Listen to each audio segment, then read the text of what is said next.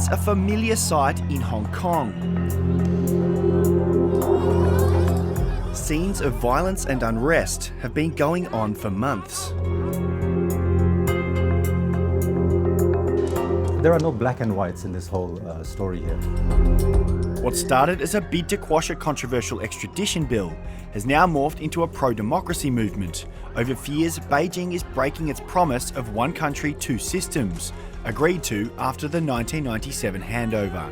But how the unrest is being perceived in Hong Kong and around the world depends on who you're listening to. You have this whole evil Beijing communist regime, Hong Kong people struggling, for their freedoms and their rights, and then being brutalized and then being repressed. You have that kind of narrative. At the same time, from the Chinese side, the mainland Chinese side, you have this rioters and terrorists. You look at the coverage after a weekend and you will see two entirely different worlds, parallel universes. Chinese state media is fighting a relentless campaign to shape the narrative in its favour.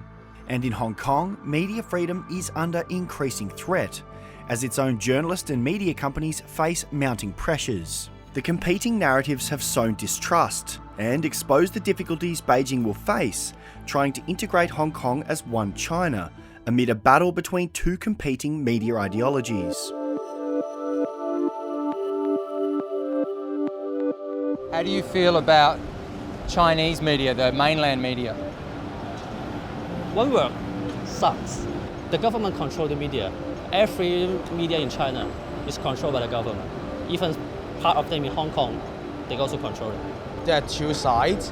One is like supporting for the democracy, supporting for the citizens. One are supporting the government. And I tend to believe the ones who believe in the citizens.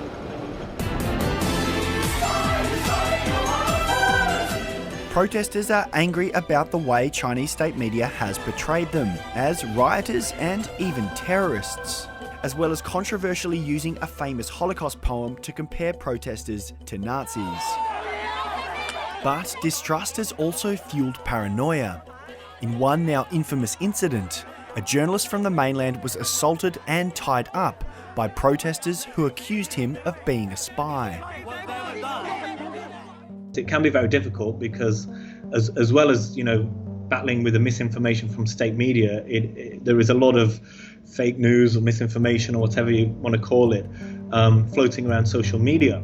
The vast majority of Hong Kongers at the moment are turning to Telegram groups and live feeds, possibly because of just the level of distrust in institutions at the moment in the city.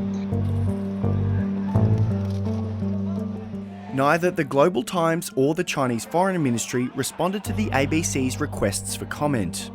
The unrest has also thrust Hong Kong's media into the spotlight. In 2002, Hong Kong was ranked number 18 in the world for press freedom, but that score has steadily eroded, with the city now ranking number 73. The decline has coincided with Beijing's attempt to challenge democratic freedoms in Hong Kong.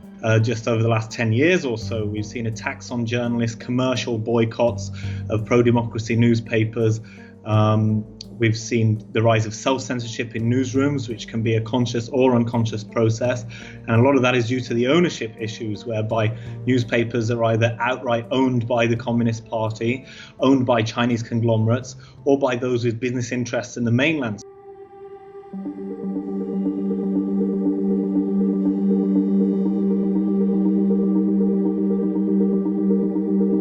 The South China Morning Post is arguably Hong Kong's most important media organisation. The newspaper was once owned by Rupert Murdoch, when Hong Kong was a British colony prior to the 1997 handover. Now, it's owned by China's richest man, Jack Ma, a member of the Chinese Communist Party.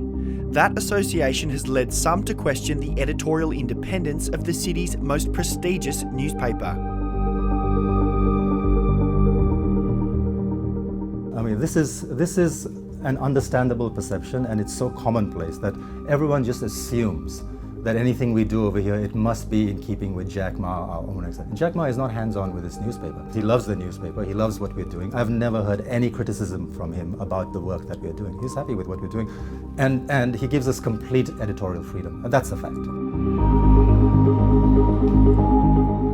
No matter who they're reporting for, being a journalist on the front line is increasingly difficult. I've had two reporters of the four of us hospitalized in as many weeks with a face full of pepper spray or affected by tear spray from water cannons. I've been pressed against the wall by cops. Each day we're going to work carrying our safety gear, which just become normalized now after 15 odd weeks of protest. And with emotions running high, staying objective is getting harder. It's a fact that this movement is all pervasive, okay? It's everywhere. The person who serves you coffee, the person who serves you at your hotel, the bellboy, whatever it is. It's perfectly understandable for young, idealistic people in the city, including our reporters, to have sympathy for the protest movement.